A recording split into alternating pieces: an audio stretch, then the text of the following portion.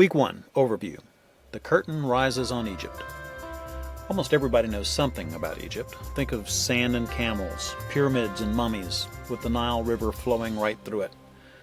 We all know a little bit about Egypt, but the more you learn about it, the more amazing it is. Civilization emerged in Egypt about 5,000 years ago, around 3000 BC, and it thrived for more than 2 millennia. It's easily one of the most enduring civilizations in history. Now, if all you're studying is history itself, Egypt can seem a little dry. Centuries roll past without a lot of changes. But if your whole family wants to integrate the study of everything with history at the heart, Egypt's hard to beat. It's the perfect place to start on geography, government, economics, literature, mythology, religion, and more. There's something for every age group. Little ones can color camels and cut out pyramids, while teens grapple with the Egyptian view of death. Let's start with geography. Egypt is a land of stark contrasts, where geography really matters. You can tell your kids it isn't hard to find, even on a globe. All they have to do is look for the big continents, Africa and Asia, and then find the place where the seas almost come together. You see, the Mediterranean Sea comes within just a few miles of the Red Sea at the Suez Canal. If your son can find that spot on a globe, and then look for the big river right next to it, he's found the Nile. Find the Nile, and you found Egypt.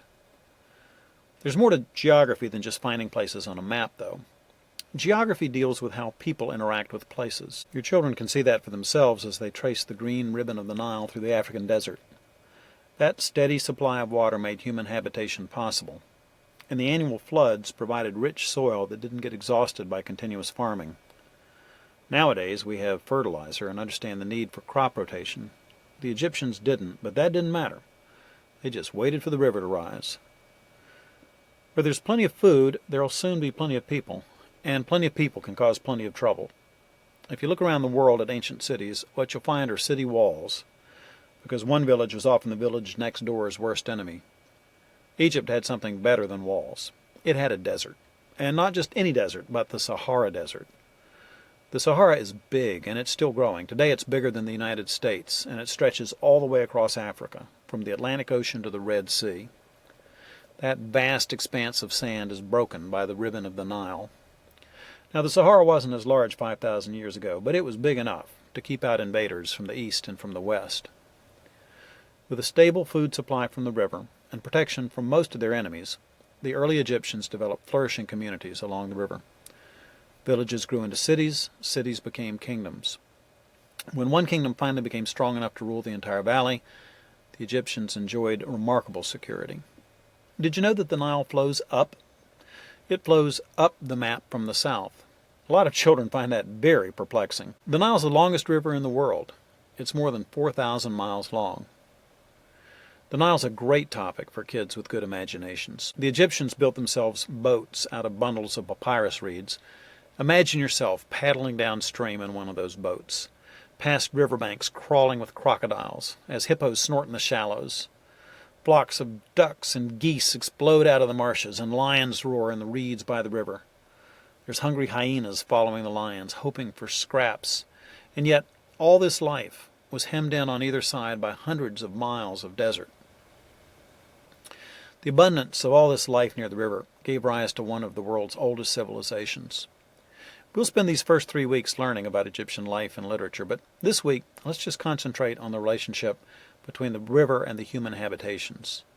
The river was so vital that Egypt has been called the gift of the Nile. Your children may not understand how important the river really was. It's easy to see that it provided drinking water, but the Nile provided something else that was just as important in the long run. Mud. Mud made Egypt great. Each year in the summer, heavy rain soaked into the high mountains of Ethiopia, far to the south.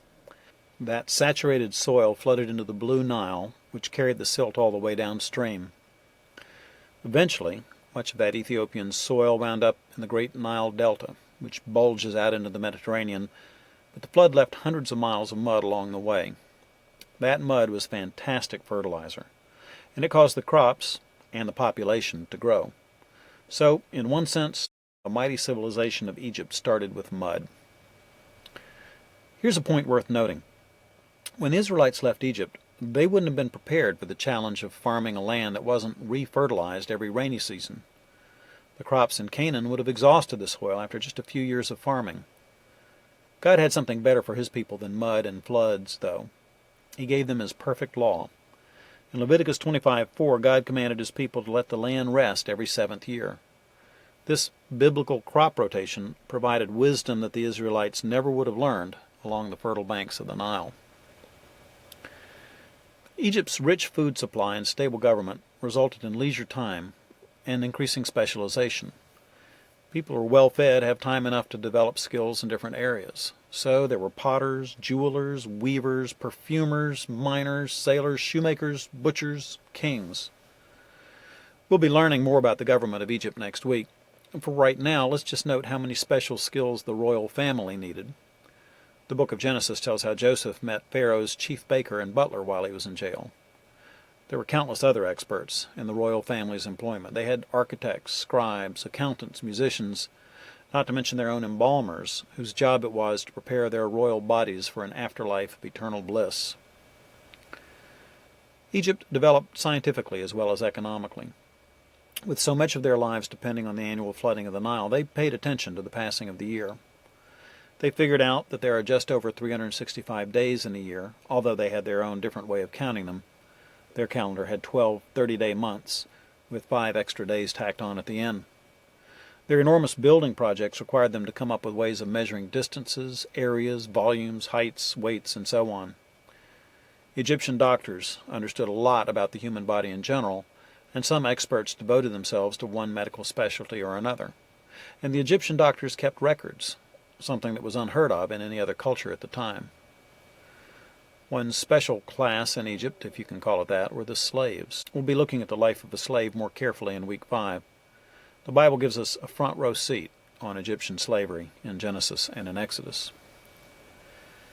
As your family learns about Egypt in these 3 weeks, keep remembering that we'll be seeing it all in our rearview mirror by week 5. God called Israel out of Egypt, and we'll be moving out of this fertile valley to a wilderness, where the only food is manna, and the water miraculously springs out of the rocks. Moses is a great character to keep in mind as you discuss Egypt. He's the perfect person to help you visualize day-to-day life in ancient Egypt, whether you're discussing slaves or royalty, because he was both. See if your kids can look at Egypt through Moses' eyes. What did he see when he looked out his window? Young children can fill in facts like what he ate or what he did for fun. Middle school kids can make the connections between the Bible stories and what they're learning about Egyptian culture. Teens and parents can ponder what Hebrews 11:26 says about Moses. He considered the reproach of Christ greater wealth than the treasures of Egypt, for he was looking to the reward.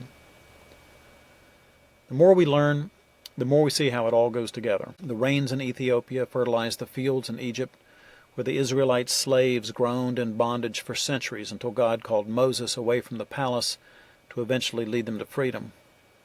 We'll follow threads like government and slavery and sacrifice and freedom from the start of human history to its end, for a purpose. In the end, it all comes back to the glory of God. Jesus left the glories of heaven to be born in a stable here on earth. He paid a higher price than Moses did to deliver us from a bondage worse than anything the Egyptians had to offer.